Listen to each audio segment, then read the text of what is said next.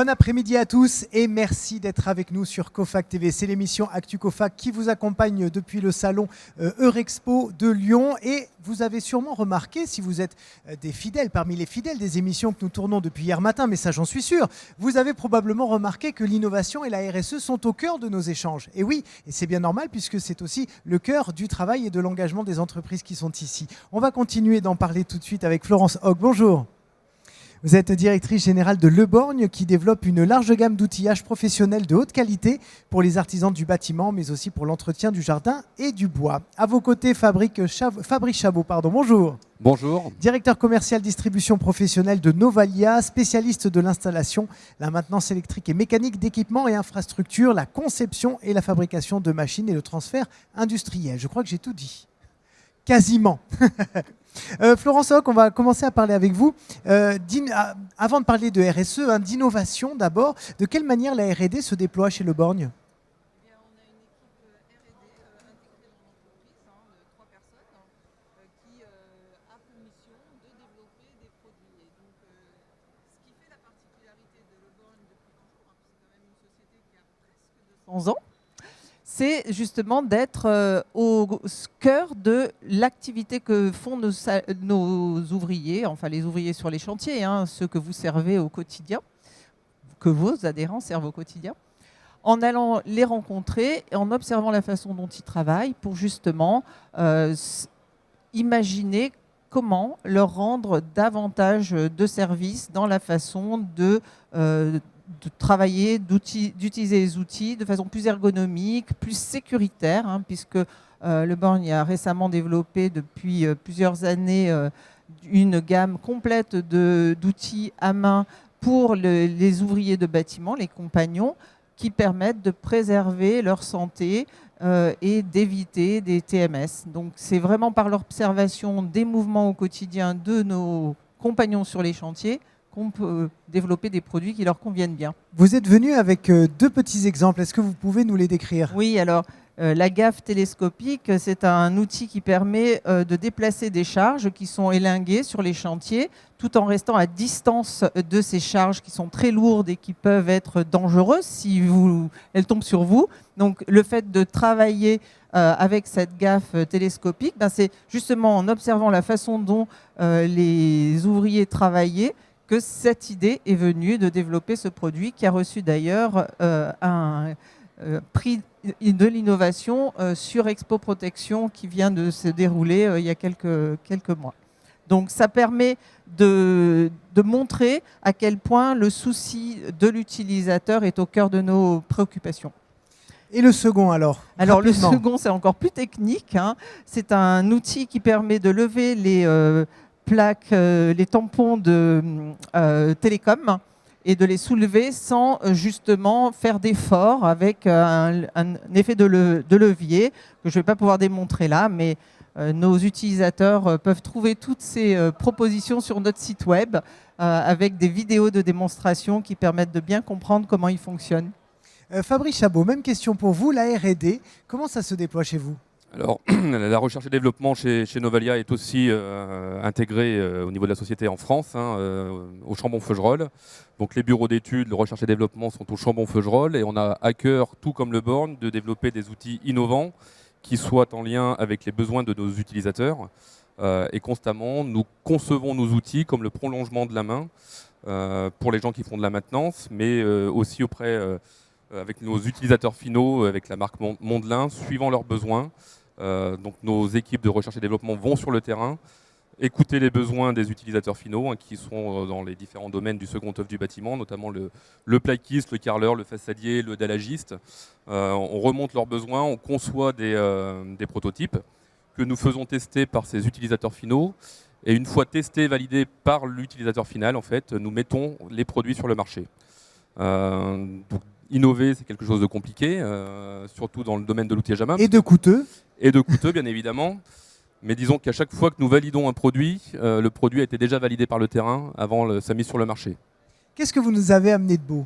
Alors, en innovation, en martellerie, puisque Mob est leader en martellerie, c'est quelque chose de compliqué de pouvoir innover sur le domaine de la martellerie. Donc Mob Oui, c'est ce que vous voulez dire, c'est qu'un marteau est un marteau. un marteau est un marteau, mais depuis des centaines d'années. Donc c'est difficile de faire un marteau augmenté. Voilà, exactement. Donc Et pourtant c'est possible. on est les derniers fabricants de marteaux rivoirs de mécaniciens français aujourd'hui, et donc on a innové sur un marteau rivoire de mécanicien en remplaçant la panne qui servait relativement peu au niveau de la martellerie sur ces marteaux rivoirs de mécanicien, en remplaçant la panne par un embout nylon qui permet d'avoir la force de frappe d'un marteau avec l'inertie de la masse, sans prendre le risque de marquer une pièce que nous ne souhaiterions pas marquer en la frappant, tout en ayant de la puissance et de la précision. Donc Mob est reconnu par cette technique très très haut de gamme au niveau de la martellerie, hein, l'indémanchabilité de nos têtes de marteau, et puis des manches qui sont un manche carbone qui est quadrimatière ici, avec une fibre carbone, de la fibre de verre, du polypropylène et un grip élastomère qui permet d'avoir un très bon toucher et une tenue en main pour les utilisateurs. Et qu'est-ce qu'on a dans cette boîte ?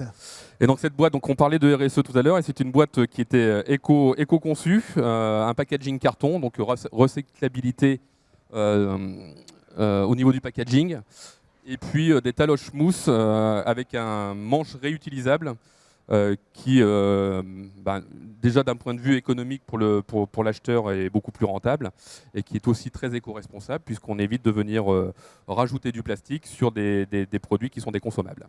Allez, on va parler justement d'éco-responsabilité, puisque vous me tendez une perche magnifique. Florence, vous avez reçu une médaille récemment sur ce sujet-là.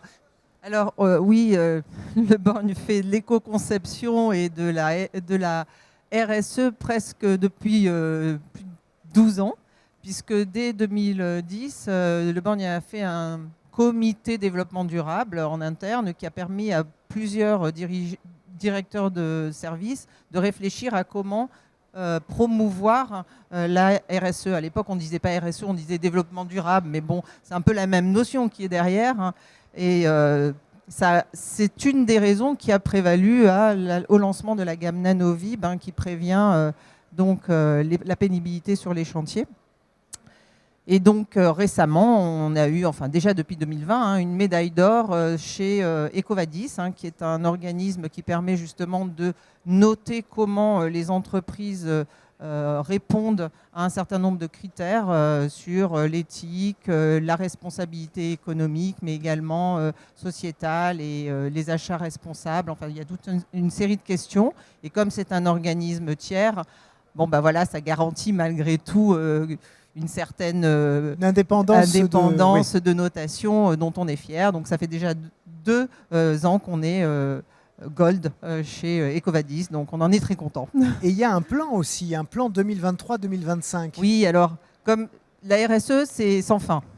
Et on peut toujours aller plus loin et s'améliorer. Et évidemment, notre objectif, c'est d'être encore plus performant dans ce domaine-là, parce que je pense que c'est aussi une façon de préserver l'industrie en France, hein, d'être particulièrement novateur dans cette démarche-là et d'aller encore plus loin chaque fois qu'on le peut.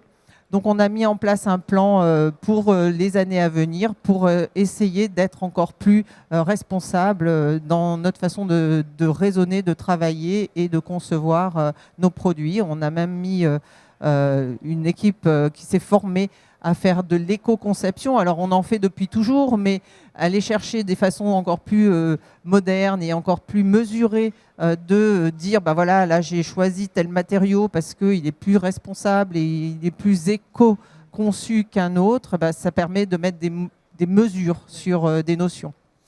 Chez vous aussi, il y a eu une médaille. Alors, elle n'était pas d'or, me semble-t-il. Je crois qu'on est sur du bronze pour l'instant. On ne fait pas aussi bien que le Born. Mais ça va venir, ça va venir. On est ambitieux. Donc, l'ambition du groupe Novalia, bien évidemment, c'est de faire aussi bien que le Born. On est médaille de bronze aujourd'hui avec une cotation à 53%. Mais ce qui est déjà, pardon, il faut le dire pour les gens, parce qu'on en plaisante ici entre nous, mais il faut dire que c'est déjà un énorme travail et une très belle reconnaissance, une médaille de bronze quand même. Exactement. Mais comme je vous le disais, on est ambitieux et on vise la médaille d'or aussi à court terme.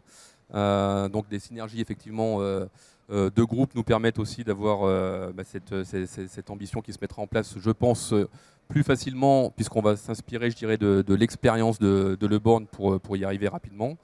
Et ça fait partie de notre quotidien, bien évidemment, de travailler à cela et de monter en compétence au niveau des équipes sur tout le domaine de la RSE.